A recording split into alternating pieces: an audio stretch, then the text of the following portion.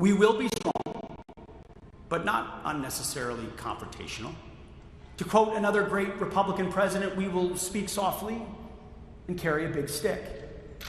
As I said at Shangri-La earlier this year, we're not trying to strangle China's growth. We're not trying to dominate or humiliate them, nor are we trying to change the status quo over Taiwan.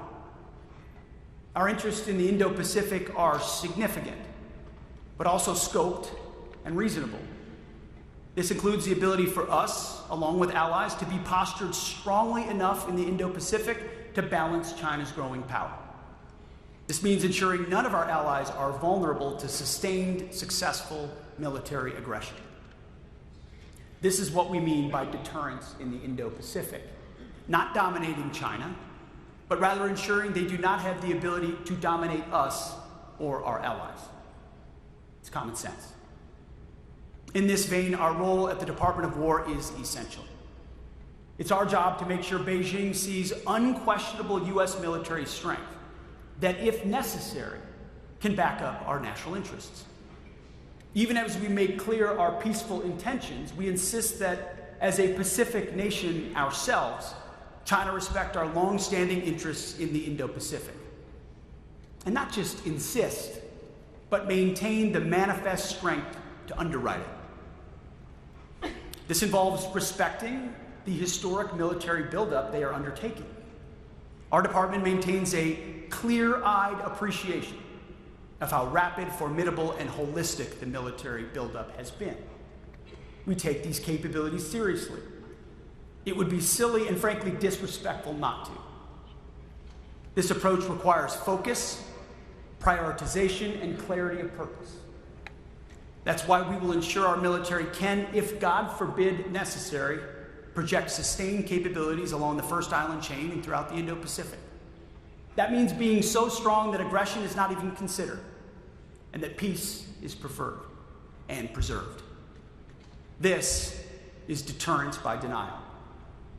It is our job to ensure that President Trump is always able to negotiate from a position of strength in order to sustain peace in the Indo-Pacific. This is not a pivot for tomorrow. It is a reality for today. And finally, our third line of effort is increasing burden sharing with U.S. allies around the world. Here again, many self-ascribed neo-Reaganites seem to have lost the plot.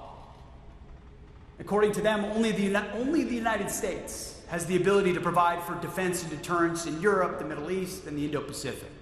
According to them, if the United States doesn't do it, nobody will.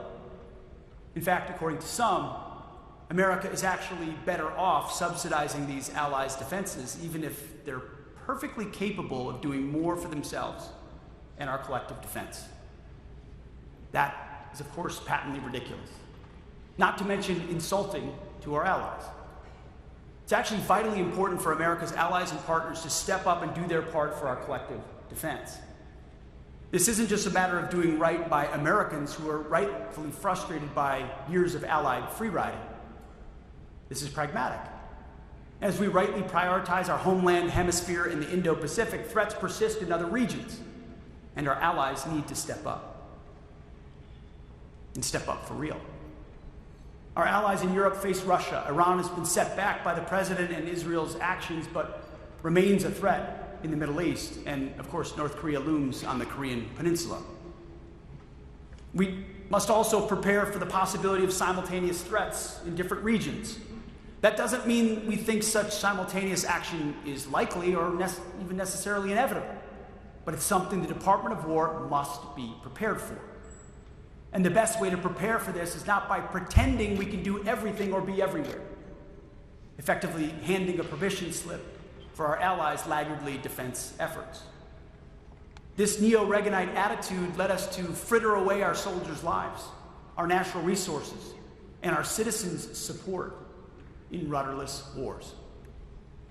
Our approach is fundamentally different and in keeping with the noble tradition of President Reagan as well as Nixon and Eisenhower. We will actually, for real, get our allies and partners to step up and do their part. We will no longer tolerate free riding. President Trump has shown the way with his historic leadership that yielded the commitments at NATO's Hague Summit. There, NATO committed to spend 5% of GDP on defense, 3.5 on core military, and 1.5 on security-related investments, and pledged to take primary responsibility for Europe's conventional defense. Things most folks sitting here just 5 years ago would have thought completely impossible. We're now using this template to press our allies around the world to meet this new global standard the president has set. And it's working. First, there was Europe and Canada. And just last month, South Korea committed to spend 3.5 of GDP on core military spending and assume the leading role in the ROC's conventional defense. We are optimistic that other Indo-Pacific allies will follow suit. In a few years, thanks to President Trump's visionary leadership, we will have our allies, which include some of the wealthiest and most productive countries in the world, once again fielding combat-credible militaries and boasting revived defense industrial industries. This will form a powerful, shared defensive shield, with well-armed allies around the world ready to defend themselves, their interests, and our collective interests. Real partnerships and alliances based on hard power, not just flags and fancy conferences based on theories and hot rhetoric. Our allies are not children. They're nations capable of doing far more for themselves than they have. And it's time they stand up, and they are. In fact, many of them are nations who have proud and powerful martial traditions of their own, and we should treat them that way. We can and should and must expect them to do their part exactly as President Trump has.